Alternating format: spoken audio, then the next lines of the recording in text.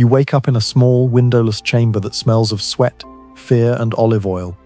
The stone walls are cold against your bare skin, and you can hear the distant sound of laughter echoing from the main house, the kind of laughter that makes your stomach clench with dread. Your body aches from last night, bruises blooming purple and yellow across your ribs like some grotesque flower. The iron shackle around your ankle has rubbed the skin raw, and dried blood flakes off when you move. Footsteps approach, heavy sandals on marble. You know that sound? It's the overseer coming to prepare you for another day of what they call service. Your hands shake as you reach for the thin tunic crumpled in the corner. 15 years old, though you've stopped counting birthdays since they brought you here. Time moves differently when you're property. The door scrapes open, metal against stone, and harsh sunlight streams in. You squint, raising a trembling hand to shield your eyes. The overseer's silhouette fills the doorway, a mountain of muscle and scars, his face a map of cruelty carved by years of breaking young spirits. "Clean yourself," he growls, tossing a damp cloth at your feet. "The master has guests arriving tonight, important guests. And you," his eyes rake over your body with the cold calculation of a horse trader, "you're going to help entertain them." Your throat constricts. You know what that means. You've known since the first night they dragged you, kicking and screaming, from your village. Since they told you that your family's debts had been paid in the only currency they had left. You. This was the reality for countless young men in ancient Greece.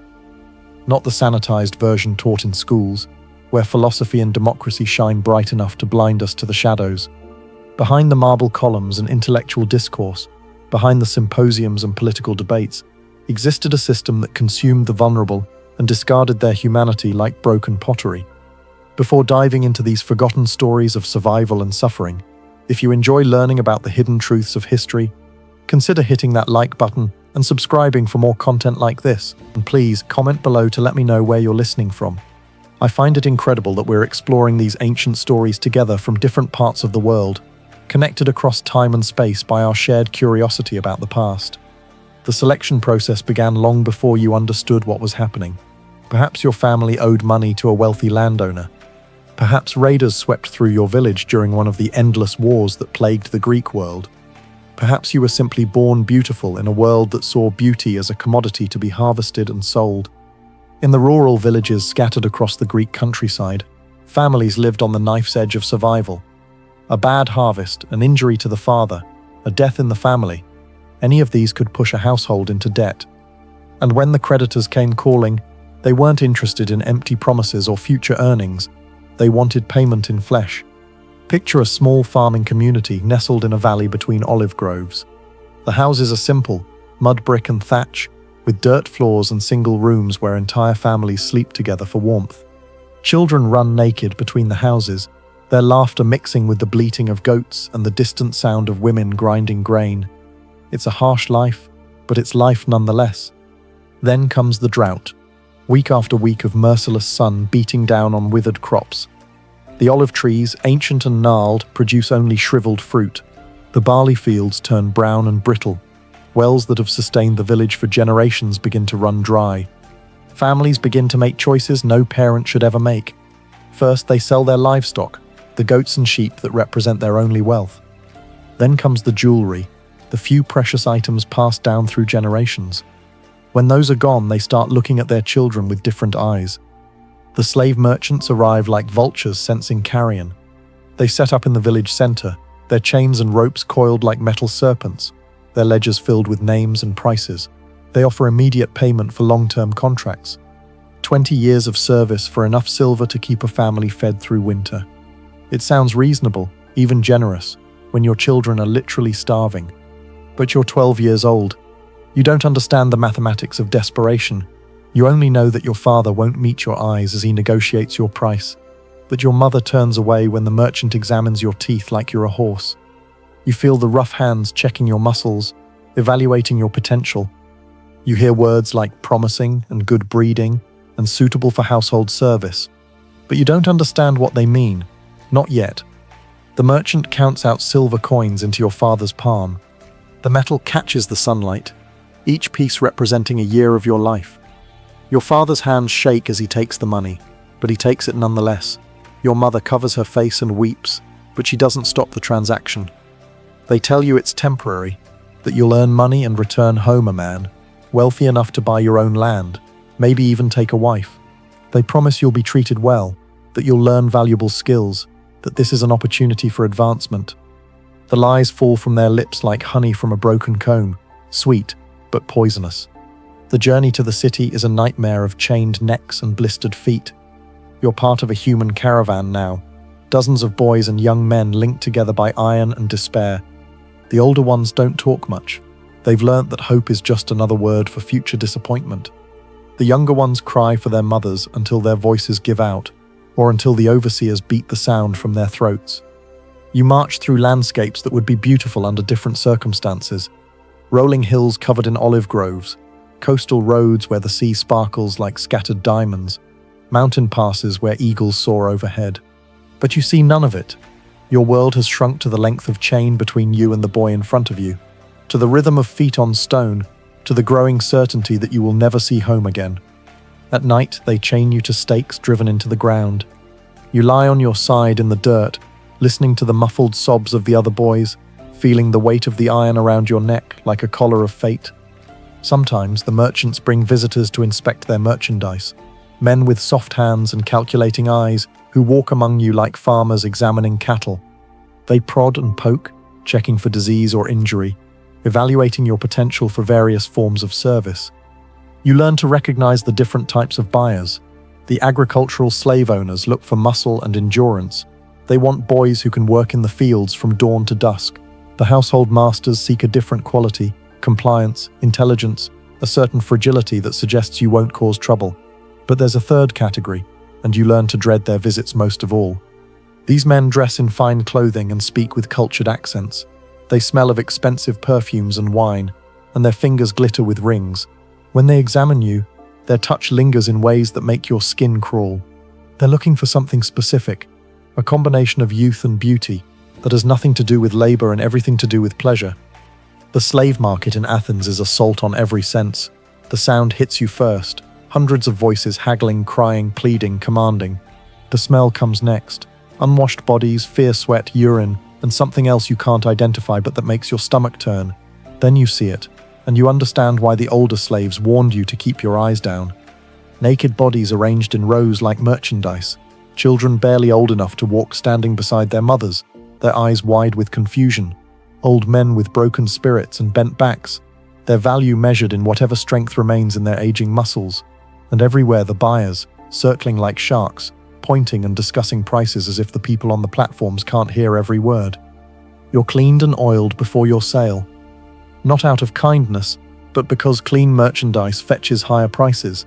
The oil makes your skin gleam in the sunlight, highlighting the lean muscles you've developed during the journey. Someone has decided you're too pretty for field work, and you're positioned with the household slaves, the ones destined for indoor service. The auctioneer's voice booms across the market as he describes your attributes. Your age, your region of origin, your physical condition. He mentions your pleasing appearance and gentle temperament, code words that make certain buyers lean forward with interest. The bidding starts low but climbs quickly as more men join the competition.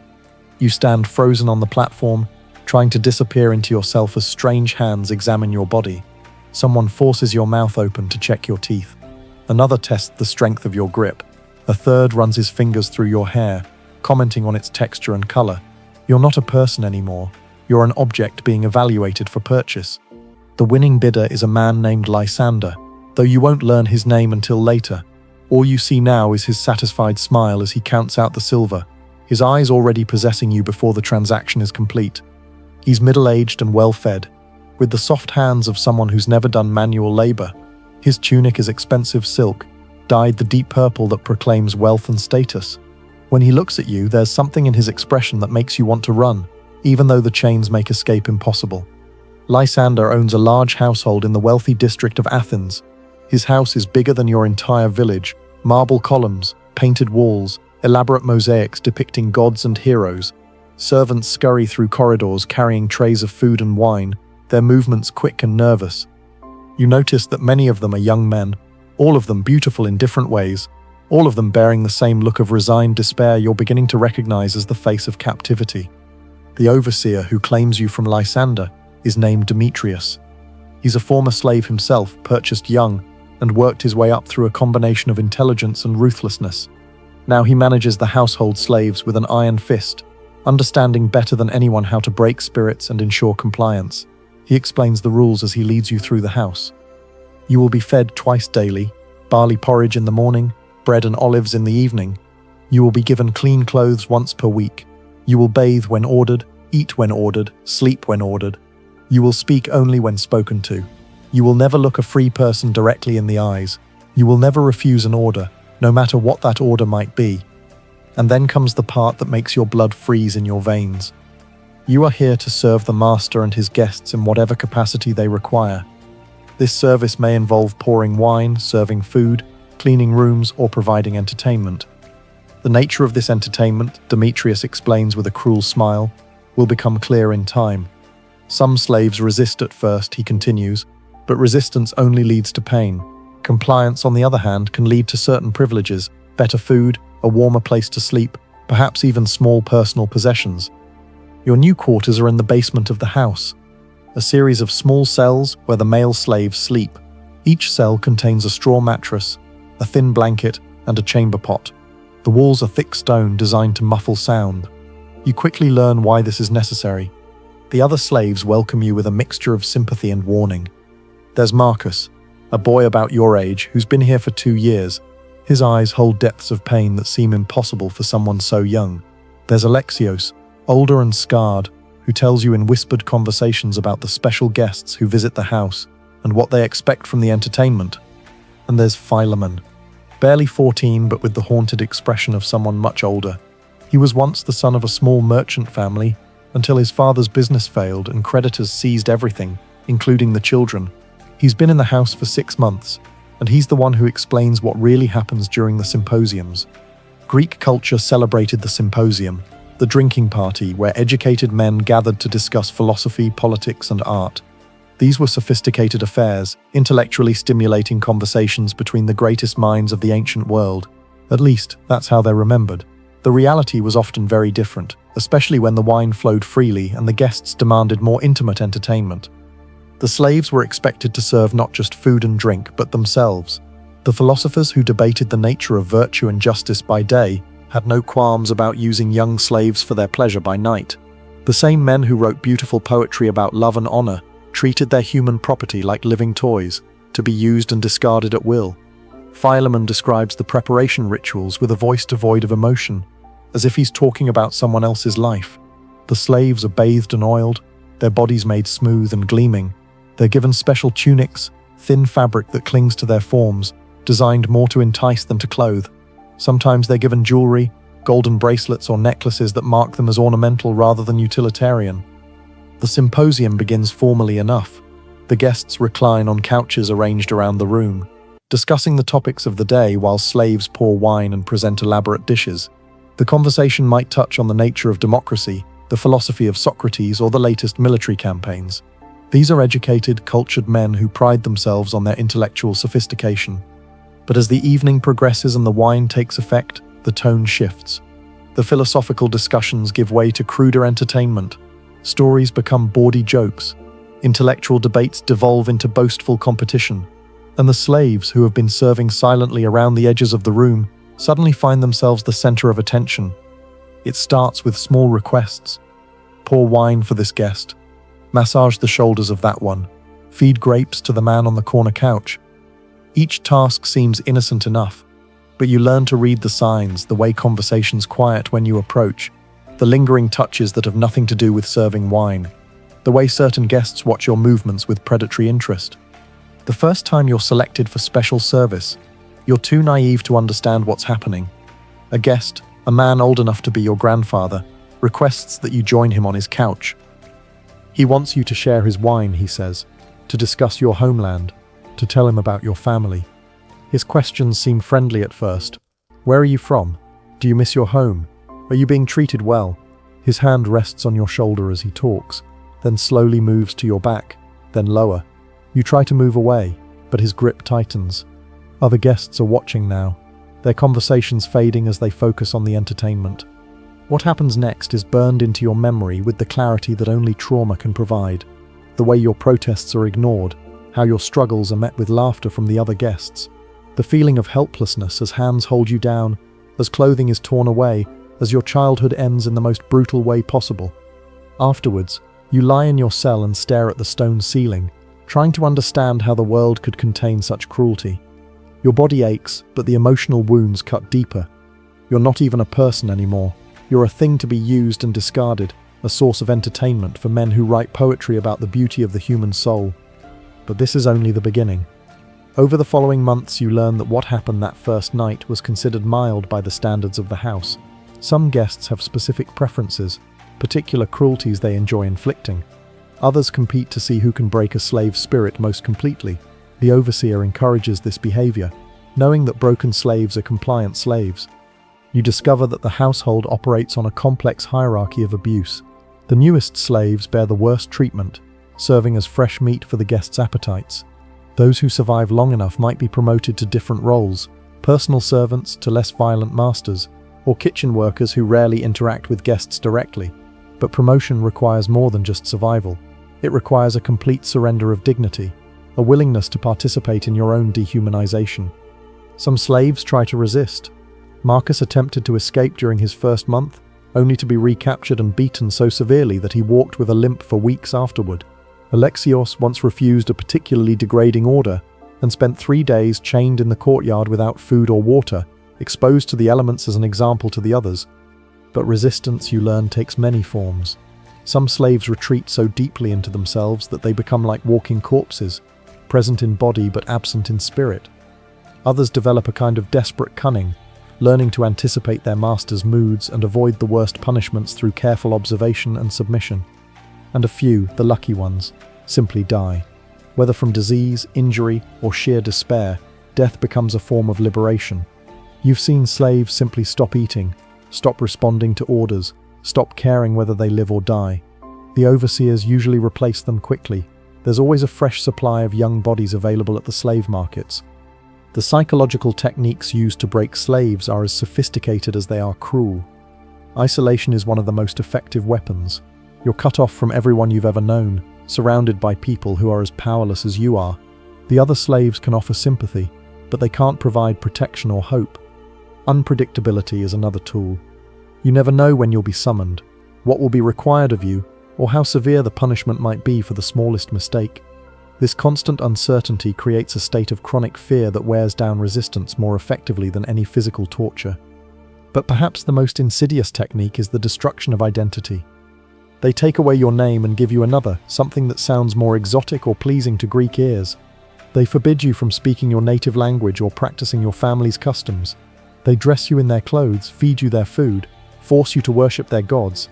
Slowly, systematically, they erase everything that made you who you were. The guests who visit the house represent the cream of Athenian society.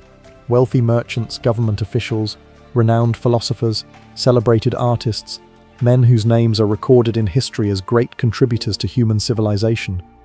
Yet here, in the privacy of Lysander's dining room, they shed their public personas and reveal appetites that would shock their admirers. There's Dionysios, a respected politician known for his speeches about justice and civic virtue. In public, he champions the rights of citizens and speaks eloquently about the moral foundations of society. In private, he delights in humiliating young slaves, forcing them to perform degrading acts while he quotes passages from Homer.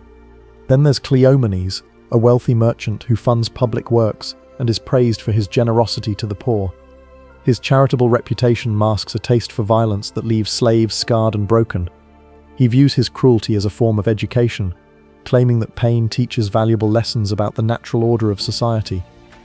Most disturbing of all is Sophistes, a philosopher who writes treatises on ethics and the nature of the good life.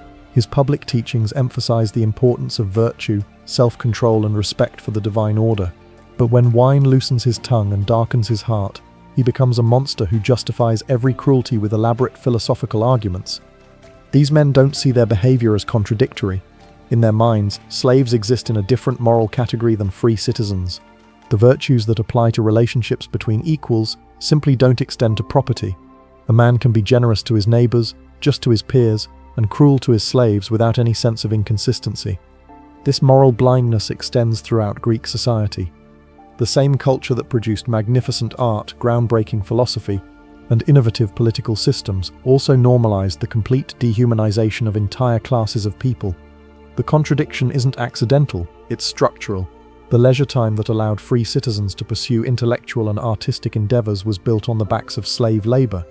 As months turn into years, you develop survival strategies that would have been unimaginable to your younger self.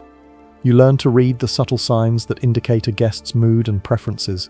You discover which behaviors are most likely to earn rewards and which will result in punishment. You master the art of psychological absence, appearing compliant while retreating so deeply into yourself that your spirit remains untouchable. But survival comes at a cost. Each compromise with evil chips away at something essential inside you. Each moment of submission reinforces the lesson that you are powerless, worthless, disposable. The boy who once ran laughing through olive groves becomes a hollow-eyed young man who moves through life like a ghost haunting his own body. The other slaves become your only family, bound together by shared trauma and mutual protection. You develop a silent language of glances and gestures, ways to communicate warnings and offer comfort without alerting the overseers.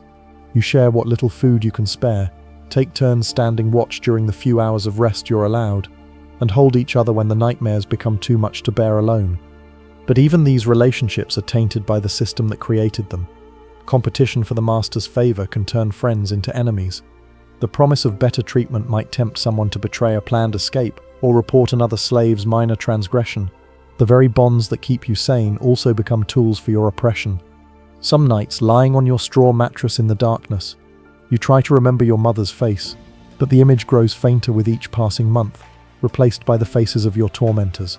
You try to recall the sound of your father's voice, but it's drowned out by the laughter of guests and the cries of other slaves. Your past becomes as distant as a half-remembered dream, while your present nightmare stretches endlessly toward an unimaginable future. The physical abuse is constant and varied. Some guests prefer their entertainment to be subtle, psychological domination that leaves no visible marks but carves deep wounds in the spirit. Others are more direct, using fists and whips and heated metal to inscribe their ownership on slave bodies. Still others take pleasure in elaborate tortures that combine physical pain with sexual humiliation in ways that defy description. But it's the casual nature of the cruelty that proves most devastating. A guest might pause in the middle of a philosophical discussion to strike a slave for no reason other than boredom. Another might interrupt his recitation of poetry to demand increasingly degrading acts from the evening's entertainment. The violence isn't passionate or personal, it's as routine as pouring wine or lighting lamps.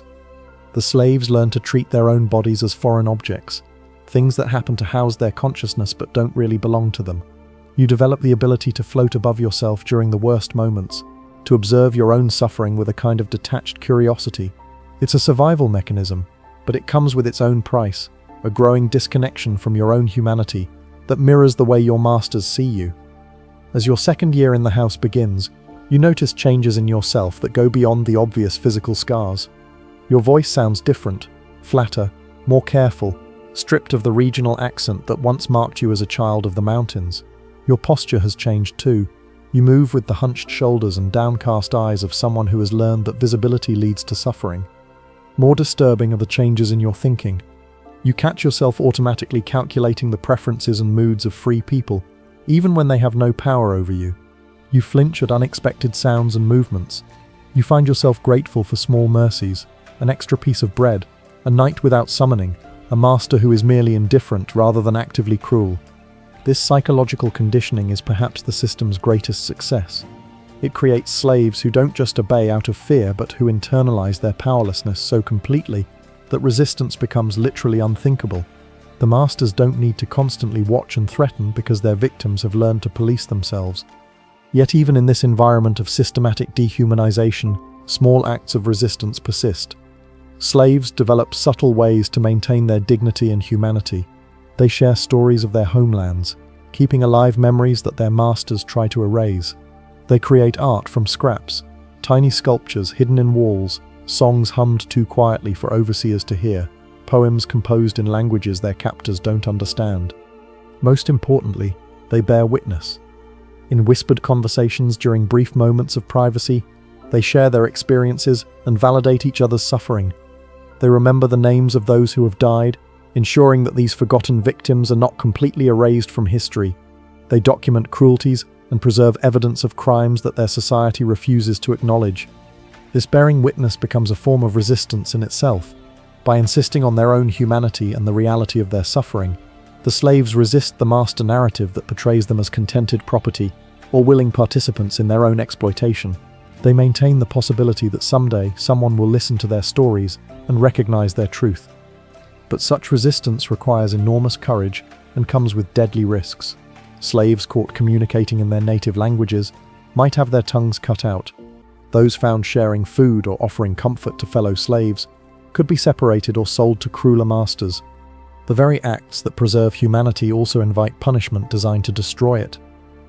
The house itself becomes a character in this story, its marble halls echoing with the ghosts of countless victims, its decorated walls concealing chambers where unspeakable acts occur nightly.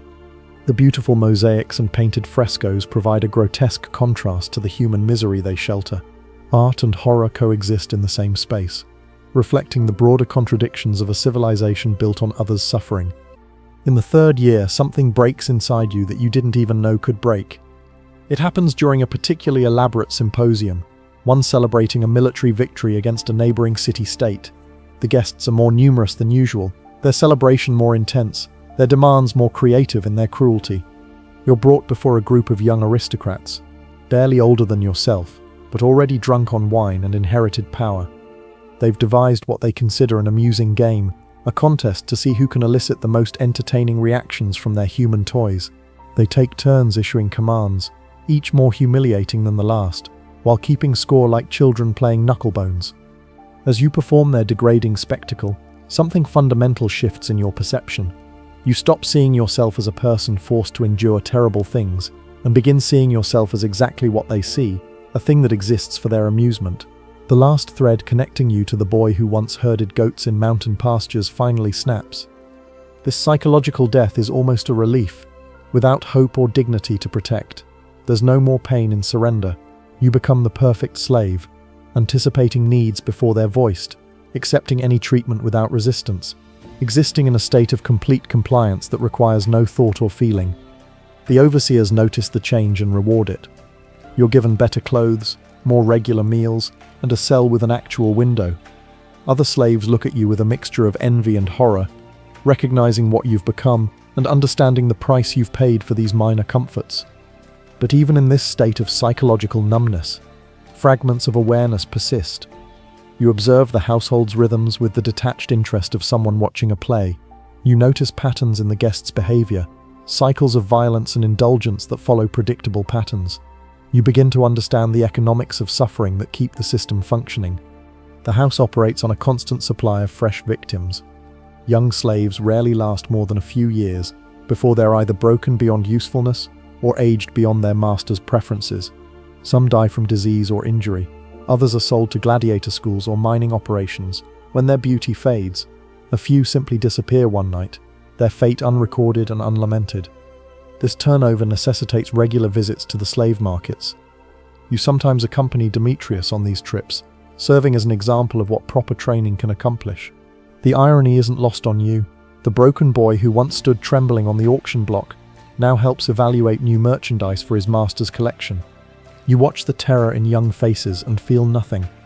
When Demetrius asks your opinion on a particular boy's suitability, you offer technical assessments based on years of bitter experience. This one will resist too much and require breaking. That one is already too damaged to be worth the investment. The third shows promise for long-term service. The new slaves look at you with desperate hope, seeing in your survival some possibility of endurance. They don't understand that survival and living are very different things. They can't see that the person standing before them died years ago, leaving only a hollow shell programmed to serve. During one market visit, you encounter a boy who reminds you powerfully of your younger self. Same dark hair, same frightened eyes, same desperate search for kindness in a world suddenly turned hostile. He's maybe 13, small for his age, but with the lean strength of someone raised on hard work and simple food. Something stirs in the deadness behind your ribs as you watch him. For just a moment, you remember what it felt like to be human. The sensation is so unexpected and painful that you actually stagger, causing Demetrius to grab your arm and ask if you're ill. You lie and say the heat is affecting you, But the truth is more complicated. Seeing that boy has awakened something you thought permanently extinguished. Not hope exactly, but a recognition that the person you once were deserves to be mourned. That the life stolen from you had value, even if no one else acknowledged it. The boy is purchased by a different household, sparing you the torture of watching his transformation, but his image haunts you for weeks afterward, bringing dreams you haven't experienced in years. You find yourself remembering your mother's cooking, your father's laugh, the feeling of wind on your face as you ran through mountain meadows. These memories are dangerous. They threaten the careful numbness that keeps you functional. But they also remind you that somewhere beneath the perfect slave, fragments of your original self still exist. The question becomes whether those fragments are worth preserving, or whether complete surrender would be a mercy. The answer comes during another symposium, this one quieter than usual. The guests are older men, philosophers and politicians engaged in serious discussion about the nature of justice and the ideal state. You serve wine and listen to their debates with the trained invisibility of household property. They're discussing the writings of a famous philosopher, debating whether virtue can be taught or whether it's innate. One guest argues that some people are naturally suited for slavery, born with inferior souls that make them incapable of self-governance. Another contends that environment shapes character, that even slaves might be capable of virtue under different circumstances. The irony is overwhelming. These men who rape children and torture the helpless are debating the nature of virtue while you, their victim, stand silently holding their wine. They speak of justice while perpetrating the greatest injustices. They theorize about the ideal state while creating hell on earth for those under their power. But listening to their debate, you realize something important. Their philosophical sophistication doesn't excuse their cruelty. It makes it worse. They have the intellectual capacity to understand the wrongness of their actions, yet they choose evil anyway. They're not ignorant barbarians acting from instinct. They're educated monsters who have rationalized their monstrosities. This realization brings a strange kind of clarity. You understand now that the system isn't the result of ignorance or primitive thinking. It's the product of deliberate choices made by people who know better but choose worse. The beautiful art, the philosophical discussions, the political innovations, none of these represent moral progress.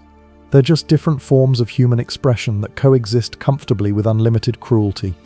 Years pass in this state of clear-eyed despair. You perfect the art of invisible service, moving through the household like a ghost that occasionally assumes solid form when needed. You watch younger slaves arrive and break, observe the cycles of violence and exploitation that never change, witness the endless parade of respected citizens who shed their public masks in private. Some nights, you stand at your small window and look up at the same stars you once watched from your family's roof. You wonder if your parents are still alive, whether they ever think of the son they sold to survive.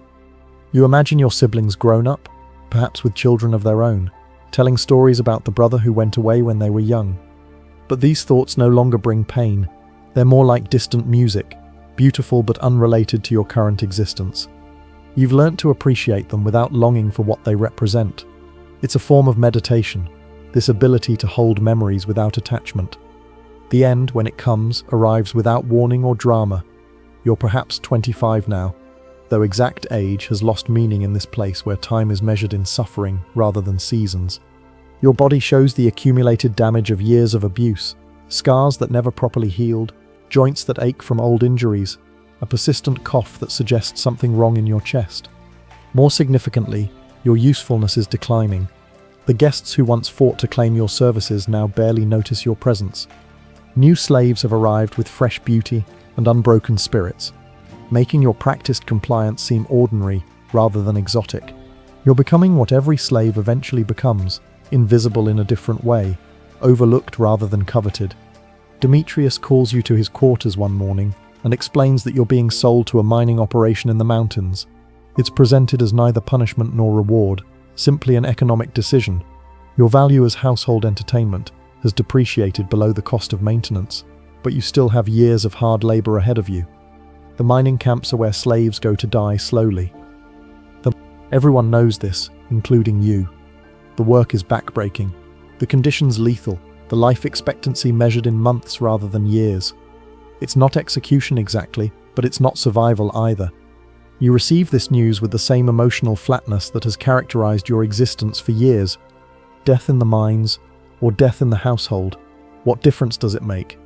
You've been dead in every meaningful sense for so long that the cessation of biological functions seems almost redundant. But as you prepare for transport, something unexpected happens. Marcus, the boy who arrived around the same time as you, approaches during your last night in the familiar cell. He's somehow managed to survive and even thrive in his own way, earning a position as personal servant to Lysander's wife. The work is easier, the abuse less frequent, the food more regular. He presses something into your hand, a small piece of metal, sharpened to a point. It's crude but effective, a tool that could open either locks or veins. He doesn't say anything, but his meaning is clear. You have choices about how your story ends. That night, you hold the metal shard and contemplate your options. You could try to escape, though the chances of success are virtually zero, and the punishments for failure would be excruciating. You could use it as a weapon against your captors, achieving a moment of revenge before inevitable death. Or you could turn it on yourself, choosing the timing and manner of your exit from this world. Each option has its appeal. Escape offers the fantasy of freedom, even if the reality would likely be brief recapture and tortured death. Violence would provide satisfaction, allowing you to inflict some fraction of the pain you've endured. Suicide would grant control, letting you choose dignity over degradation in your final moments. But as dawn approaches, you make a different choice. You hide the weapon where other slaves might find it, passing along the gift of options that Marcus gave you. Your story may be ending, but others are still being written. Perhaps one of them will find a different conclusion. The journey to the mines takes you through landscapes that spark forgotten memories, mountain paths that remind you of childhood adventures, streams where you once caught fish with your bare hands, villages that could be your own, filled with families who might include your surviving relatives. You don't try to escape. The chains would make flight impossible, and the guards are experienced in preventing such attempts. Instead, you use the journey to say goodbye to the world you're leaving. You watch eagles soar overhead, and remember when you dreamed of flying. You smell wildflowers and recall your mother's garden. You listen to wind through pine trees and hear echoes of your father's voice. The mining camp is everything you expected and worse. Hundreds of slaves working in conditions that make household service seem luxurious. The tunnels are narrow and unstable, prone to collapse without warning. The air is thick with dust that tears at lungs and clouds vision. The quotas are impossible, designed to extract maximum labor before inevitable death. But even here, in this final circle of hell, you discover something remarkable. The slaves have created their own society, their own forms of resistance and mutual aid. They share food when possible, take turns supporting those too weak to work, and maintain elaborate networks of communication that span the entire operation. Most importantly, they remember. In whispered conversations during brief rest periods, they tell stories of their lives before captivity. They speak names of loved ones, describe customs and traditions from dozens of different cultures, and preserve languages their captors have tried to eliminate. They bear witness to each other's humanity in ways that their masters never could. Your own story becomes part of this oral history. The boy from the mountain village who survived years in an Athenian household.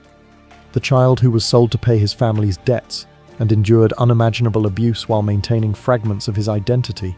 The young man who chose to pass along hope, even when he couldn't feel it himself. The end comes not with violence or drama, but with simple exhaustion. Your damaged lungs finally surrender to the constant assault of stone dust. Your weakened body gives out after one tunnel collapse too many. You die quietly in the darkness, surrounded by fellow slaves who promise to remember your name and carry your story forward. But this isn't really the end, because stories like yours have no true endings. They echo through generations, whispered in the shadows where power doesn't want to look. They remind us that behind every great civilization's achievements lie countless unnamed victims whose suffering made those achievements possible. The classical world that we admire for its art and philosophy and political innovations was built on a foundation of human misery, so vast and systematic that it defies comprehension. The same culture that gave us democracy and theatre and rational thought also normalized the complete dehumanization of entire populations. These weren't contradictions. They were complementary aspects of the same system. And if we're honest, we have to acknowledge that similar systems exist today. They're hidden better, sanitized by layers of legal complexity and economic abstraction. But the fundamental dynamic remains unchanged. Powerful people still exploit the powerless. Societies still build their comfort on others' suffering. The vulnerable still disappear into systems designed to consume them, while maintaining plausible deniability for everyone else. We live in a world where children are trafficked for exploitation, while society debates philosophical questions about consent and agency. Where pharmaceutical companies create addiction epidemics while funding research into the nature of mental health. Where technology designed to connect and educate becomes a tool for predation and manipulation of the young and vulnerable. The same moral blindness that allowed Greek intellectuals to torture slaves while writing about virtue allows modern citizens to enjoy products made by child labor while advocating for human rights. The same compartmentalization that let respected philosophers rationalize cruelty lets contemporary leaders ignore systematic abuse while speaking eloquently about justice and progress. We tell ourselves that we've evolved beyond such barbarism, but evolution in human cruelty tends toward refinement rather than elimination. The systems become more complex, the justifications more sophisticated, the victims more distant from those who benefit from their suffering, but the essential transaction remains the same. Some people's pain converted into other people's pleasure or profit.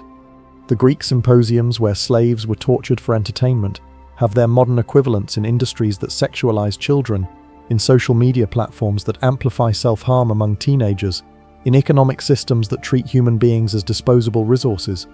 The faces change, the technologies evolve, but the willingness to sacrifice the vulnerable for the convenience of the powerful remains constant. Perhaps the most disturbing similarity is how these modern systems hide behind the same kinds of intellectual sophistication that characterized ancient Greece.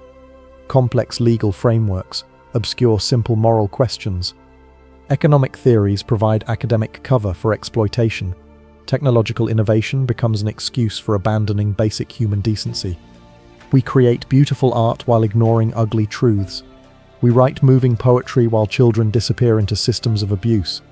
We develop brilliant technologies while algorithms designed to maximize engagement drive vulnerable young people towards self-destruction. We hold sophisticated philosophical discussions about ethics while the most basic ethical standards are violated daily in our names. The boy whose story we've followed through these pages died forgotten in a mountain mine. His name is lost, his suffering unrecorded in official histories, his voice silenced by those who found it inconvenient. But his experience echoes through time, in the voices of everyone who has ever been treated as less than human for someone else's benefit. Tonight, somewhere in the world, another child is being sold to pay a family's debts. Another young person is being broken by systems designed to exploit their vulnerability. Another victim is discovering that the civilization they thought was built on noble principles actually rests on foundations of carefully hidden cruelty. Their stories are still being written. Their voices are still crying out for someone to listen, to bear witness, to remember their names and honor their humanity. The question isn't whether such things happen. They do, constantly, everywhere, hidden in plain sight by our collective willingness to look away. The question is whether we'll continue the ancient tradition of moral blindness that allows us to enjoy the benefits of systematic cruelty while maintaining our sense of ethical superiority. Whether we'll keep telling ourselves comfortable lies about human progress while actual humans suffer in the shadows of our enlightenment. Or whether we'll finally acknowledge that the price of our civilization has always been paid by those who had no choice in the transaction.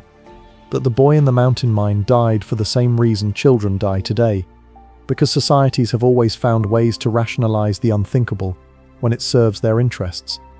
The marble halls still echo with his cries, the beautiful mosaics still conceal the stains of innocent blood, and somewhere in our own gleaming cities, in our own sophisticated institutions, the same ancient horrors wear new faces and speak in contemporary languages while the essential evil remains unchanged. We are them. They are us. The only difference is time, and time has never been a barrier to human cruelty, only an excuse for forgetting it.